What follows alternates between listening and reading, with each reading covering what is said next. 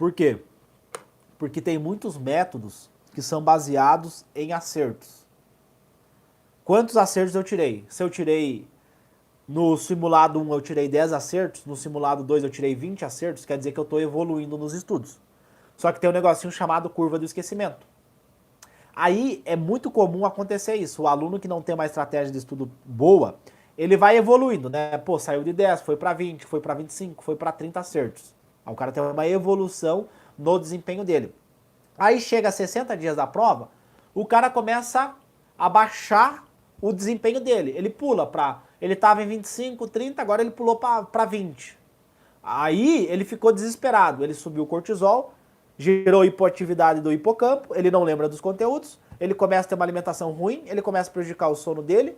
Aí como ele está num ambiente estressante, o cérebro pensa coisas prazerosas, o cérebro quer dopamina, que é um químico do prazer, aí ele vai para as redes sociais. Porque as redes sociais dá dopamina, dá prazer, dá um prazer imediato. Né? As redes sociais, elas mexem com a nossa dopamina. Por isso que tem pessoas que são viciadas em redes sociais.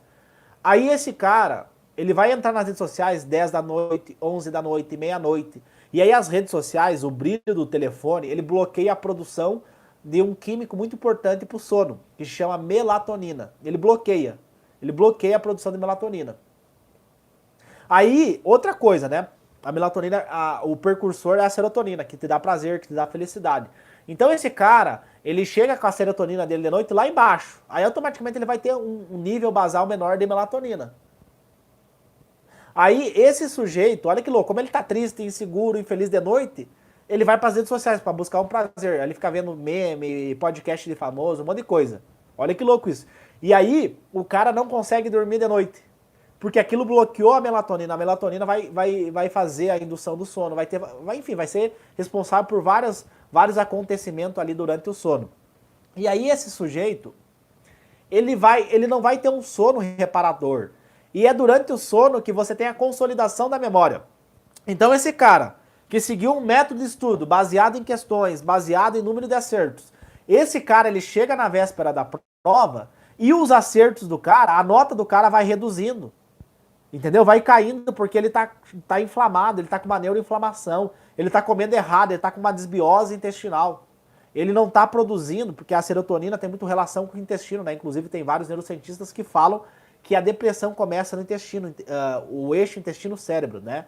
Enfim, então esse sujeito, ele vai, a performance dele tava aqui, né? E a performance dele foi reduzindo. Foi reduzindo. E aí chega, falta 30 dias para a prova. O cara tava em 30 acertos. Já tá em 15. Aí chega 30 dias antes da prova, o cara baixa ainda mais o desempenho dele. Aí ele começa a esperar, meu Deus, não vou passar, meu Deus. E se eu não conseguir, meu Deus, isso e aquilo. Aí o cara chega no dia da prova, ele aumenta o nível emocional dele, ele gera uma hipoatividade dos neurônios do hipocampo, por causa do aumento do cortisol. E aí o cara chega na hora da prova, ele empaca, sabe? Imagina você tá andando com um carro, né? Tá andando com o carro e você puxou o freio de mão do carro, o carro não sai do lugar, né? Você pisa no acelerador, pisa lá e o carro não sai do lugar. É a mesma coisa que acontece com o cara. Aí, não, mas... Aí o cara é reprovado. Aí não, mas é que demora 3 anos, é que demora 5 anos. Aí ele começa a contar historinhas para justificar o fato dele ter feito errado. E muitas vezes não é nem culpa do cara, é porque ele não tem conhecimento. O que aconteceu pro cara nem começar a estudar? O que está bloqueando a mente do cara dele nem começar a estudar? Tem dois públicos.